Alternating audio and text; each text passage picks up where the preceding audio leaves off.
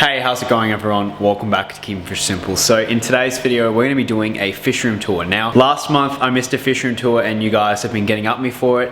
And I've been very busy. I think everyone in the world is pretty busy at the moment. And basically, I just forgot to do one. And it's really easy to forget to do a fish room tour or just show you guys what I'm doing, because I feel like you guys already know without me showing you. It's a really weird thing when you're trying to film everything. So I don't know if that makes sense, but I've definitely got stuff to show you guys. There's a bunch of fish that you probably haven't seen yet.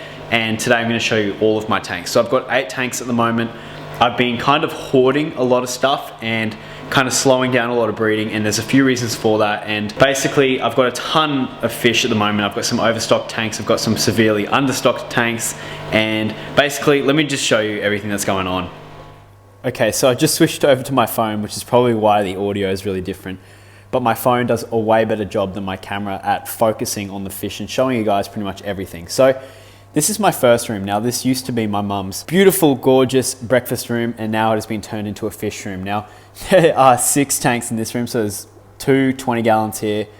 These are 30-gallon tanks, there's 2 of them, and then these are 55-gallon tanks. Now, there's angelfish, neon tetras and plecos, rainbowfish, and endlers. And then we've got some apistogrammas, a couple of bristlenose in there. We've got some more plecos and some neon tetra babies, and also some apistogramma fry in that little box there. And then in the other room, we've also got a few more things which I'm gonna show you. So I guess why don't we start off with going to this tank? We always start off here. So I'll just update you guys on what's happening in this tank. So basically this is a 20-gallon planted aquarium, obviously. And this is my apistogramma breeding tank. Now, there is 1 male apistogramma in here. And sorry for the reflection, it's really bad in this breakfast room because it's so sunny. Here's a nice little Bristlenose Pleco. This is one that I bred, I think about 1.5 years ago, so you can see how big they're getting. There's some bristles and stuff like that. So maybe I'll get some breeding, but there's obviously no intention for that. These guys are just in here to help clean up some of that green dust algae. But this is my male, this is Diesel. You guys named him that. And he is getting really big. So he's normally very, I don't know, confident, I'd say. He comes out quite a bit, but he does like to hide every now and then. So he's just sitting there, but this camera really isn't doing him any justices. He looks a lot better than he does on the camera here. Now, his girlfriend's also in here somewhere. Now, I'm not too sure where she is. There's a huge jungle of, this is all Java fern and bacopa. There's a huge jungle of that and a bunch of driftwood, and they always go and hide in there. And that's partially why I think I've got a lot of success breeding these guys. I've gotten quite a few spawns, and they're a relatively hard fish to breed. They're not insanely hard, but they are more difficult than some of the other dwarf cichlids in the hobby. So I think part of the reason I've had a lot of success breeding them is because they're able to go and hide and they feel very comfortable. And also, I've been using a lot of rainwater in this tank to try and drop the TDS and the pH. They're doing really well. He's super happy. He's still breeding for me like no tomorrow. And I'm really enjoying this tank. I've had this tank up for quite a bit of time, and I'll just let you guys all know, all of my tanks are run off of sponge filters, and there's also a heater back there, which is like 26 or 27 degrees Celsius. So moving down, this is an aquarium that's gonna look very different to the last time you've seen it. Now, this used to have, I think in my last tour, there might've been rainbowfish in here that I bred. This has been swapped out for some plecos that I've had to make room for, because you guys would know that I'm an extremist person, and basically once I get an idea I kind of go a bit crazy, and my recent idea is plecos. So basically in here, you guys wouldn't have seen these plecos, but we've got some L270 chocolate plecos in here. These are the chocolate zebras, and I'd really like to try and find them. I don't know where they are. They're up in this driftwood and stuff like that, and they're all hiding in here. And basically I got 11 of them, so they're all still very small. They're only about 3 to 5 centimeters, which is just about an inch for all you guys who are in the States. And we've also got some neon Tetra Fry in here. So these are just from one of my breeding series. These are just some fry that I've still got left over from that. These are the smallest guys, and I think there's like 10 of them in here. So these guys are basically just dither fish, and they're just letting the plecos that are in here know it's all safe. There's no predators around, which is very important for plecos. But there's a ton of them in that cave. Quickly try and do the phone torch trick. There we go. So you guys can see them there. There's like 3 in this cave, but there's 11 of them in this aquarium. So obviously we need a few more caves. I'm waiting on some that I've ordered, so they're coming from overseas, which is going to take forever for them to get here. But there might be even 3 in the back there. I'm not too sure. But I need a few more caves, but obviously the intention is to breed these guys at some point. As with all of my fish that I keep, I always want to breed them. So They are a really, really cool fish. They mostly eat lots of protein matter and meat. They're mostly carnivorous, but they do eat veg from time to time. So I do feed some of these pellets which are here, and I'll take them out if they don't eat them. But I do feed these guys a varied diet. I'm waiting on a couple more caves to arrive so that I can start to give them some places to hide. And then up in this little breeder box, which is attached to the same aquarium, these are my Apistogramma Cockatooides fries. So these are from the breeding series that I did. So these guys are all growing up really, really well. You can see there's a few little brine shrimp because I just fed them. And I think there's like 70 or 60 of these guys in here, which is a decent spawn. I'm still trying to get up to like the 100 spawn, but I don't know if I'm going to be able to do that. As you can see, they're all starting to get really confident with their swimming, and they are still very, very small. There's a heap of them though. They look really, really cool. They're one of my favorite fish to breed. I love the fry so much. They're such a cool little fry because they sit still most of the time, which is like the weird thing. So like they kind of just like levitate in the air. It's a really, really weird kind of way of swimming, but all the dwarf cichlids seem to do it. They're not as active as Tetra Fry or any other kind of fry, but they definitely are a little funny personality fish that I absolutely love. So there's a bunch of them in this little breeder box here. If we come over to here, we have a huge monstrosity of an aquarium. So you guys would have seen this in my last update video. This was full of angelfish, and some of the smaller ones that were in there are still in here. I sold most of the big ones, and there's a ton of these koi angels in here. So if you do this, you get to see them all come up. They get super excited. I would say there's about 200 of these guys in here. This aquarium's way overstocked. There's also a couple of Apistogrammas in here. These are some fry and some juvies that I'm growing out for breeding in the future. But there's just a ton of these guys. It's not even funny how many I've got. So I've had to slow down on the breeding of the angelfish because I just don't have enough space at the moment, and I'm still waiting on some stuff to happen. So there's just no point in me breeding these guys at the moment, but we're just growing these out. There's a couple really, really cool ones that I'm going to be saving because they have a bit of gold on them. So if you look at this guy here, for instance, in the middle, he's got some really, really cool features, and he's kind of got this like gold top on him. And I really want to save some of the fish that look like this and see if I can get some more gold coming out. You can see right there how like it's such a cool looking fish. And that's one of the best things about like breeding tons and tons of fish is you get every now and then these little like oddball fish that you can take and you can line breed and make really, really cool stuff out of. So that's what's happening in here. We've got a ton of Bristlenose in here too, which are just getting fed like crazy. And basically this is overstocked. This is getting like 50% water changes every 2 days just to make sure that none of the fish are swimming in their own toilet too much and all that kind of stuff. So it's a super overstocked aquarium, but it's really fascinating to look at too. There's just tons of fish in there. If we come down here, this is just a little breeding box for some neon tetra breeding. There's nothing going on in there. This is just being prepped for some neon tetra breeding. But if we come along to here, we've got another aquarium. This is kind of another multi-use aquarium and a storage aquarium. So in here, I've got some L201 Snowball Plecos. So these are a really, really cool fish. So there's one up the back there. My phone always struggles with the glare. So there's one in that corner there. All those little dots are one of the Plecos. These guys are the same size as my L270s.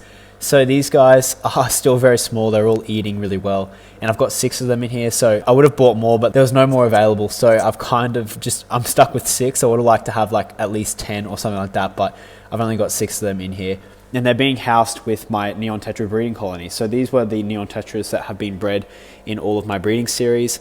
I've kept some of the bigger ones that I bred and put them in here. And you can see like there's a really fat female up the back there. And I'm still breeding these guys. I'm still working on getting some really cool batches and fry out because I wasn't getting huge batches. I was only getting batches of like 30 and I want to get like hundreds at a time. So I'm still working on that, but there are a bunch of them in here. There's I think like 20 of these guys in here and they look really cool. They are very skittish when I'm around, but when I'm not around and I'm kind of monitoring from afar, they're very cool to watch.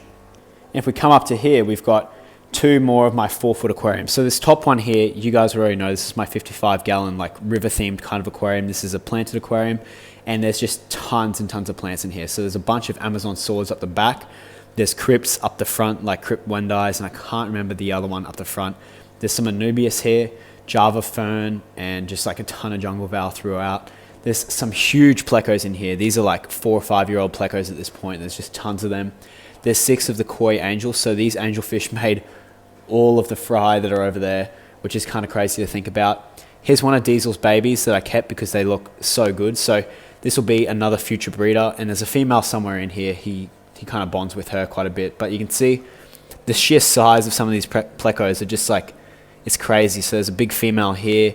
There's a couple other males here, but there's like huge fish in this aquarium. There's some Corydoras in here too, and a couple spare longfin Zebradanios. So there's the female Apistogramma up here. So they are being saved for future breeding. But this aquarium's doing really good. Of course, the glare is very annoying. This aquarium doesn't require much work because it's still kind of understocked. I think it's kind of perfectly stocked. I could fit more stuff in there, but there's really no point. So I just leave it the way you see it right now. And then moving down to here, this is another aquarium that I had some troubles with a little bit of time ago, but it's starting to come good. And this is a Rainbowfish / Endler Guppy aquarium. Now, in here I have like, I reckon 50 rainbows. I don't know, maybe less than that, maybe 30 to 50 dwarf neon rainbows. So these are Plecos rainbows, and you can see they're all hiding up the back. We'll get a better view at them soon, but they are a very, very skittish fish. They aren't very personable, and they don't come out very often. They're very similar to the neon tetras, but I think they are a little bit more fearful than them.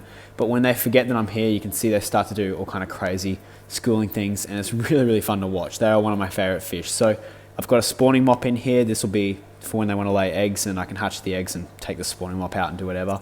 So that was put in today. That'll be in here for the next couple of days. I do think that the endlers that you can see like right here, those endlers definitely do eat some of the eggs that don't get right into that spawning mop, which is annoying. But I mean, when we're trying to cram as much stuff into a fish room as possible, that's the kind of stuff you have to deal with. There's a bunch of Bristlenose Plecos in here, and there's a huge carpet of this like micro sword stuff.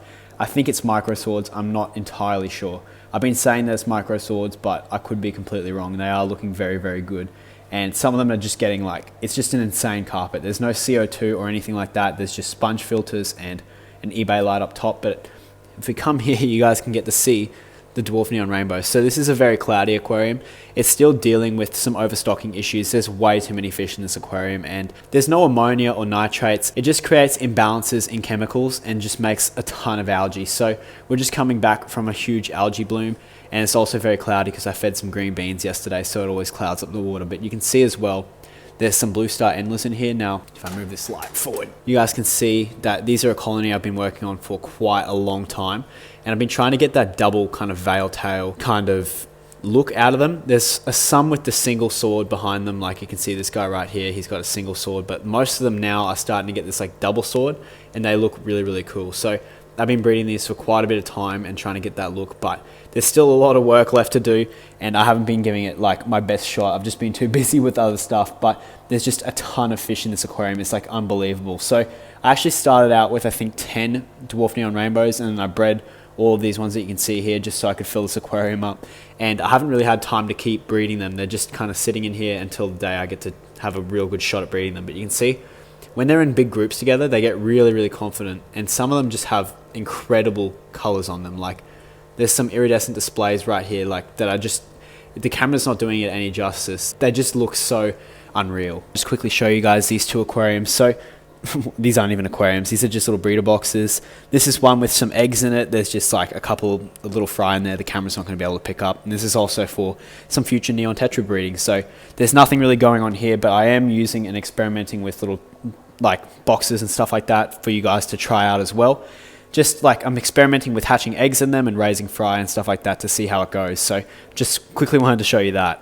And then in this room we have some more cool fish. So this is another 20-gallon aquarium, and this is like a little, I think 10-gallon aquarium. There's just some Angelfish fry in here and some Apistogramma fry. There's nothing really that cool in here, pretty much the same as you saw in the last room, but up in here we've got some cool stuff happening. So these are some more Plecos rainbows that I've got. So I got these guys originally, I was going to sell them on my website, but I ended up deciding to keep them. They were really, really healthy, and they're at breeding maturity size. So what I'm trying to do is actually get these guys to spawn. So I've got a little spawning mop here. I'm going to get them to spawn, and then I can mix up my bloodlines and make a really, really healthy fish. But in here we've also got some leopard frog plecos. So these are L134 leopard frog plecos. These are my favorite plecos. You can see one up the back. They are an absolutely stunning fish. These guys, again, are very, very small. They're like all my other plecos that I've got at the moment, and they're only about 5 centimeters long. But obviously my intentions are to breed these in the future.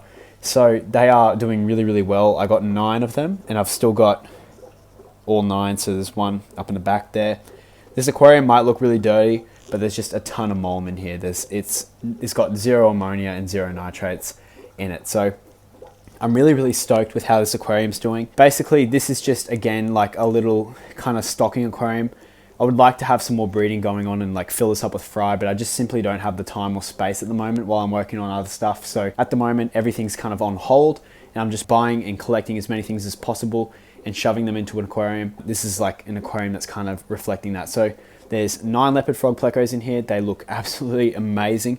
I wish that they would come out more often, but you could see up the back there is probably my best looking one. So obviously you can't sex them yet. It takes like 2 to 3 years for these guys to start breeding. So we're in for the long haul here, but I'm sure that in 2 to 3 years we will have some breeding. So that's pretty much going to wrap it up. Thank you so much for watching this video, guys. I really do appreciate it, and I'll see you guys in the next one.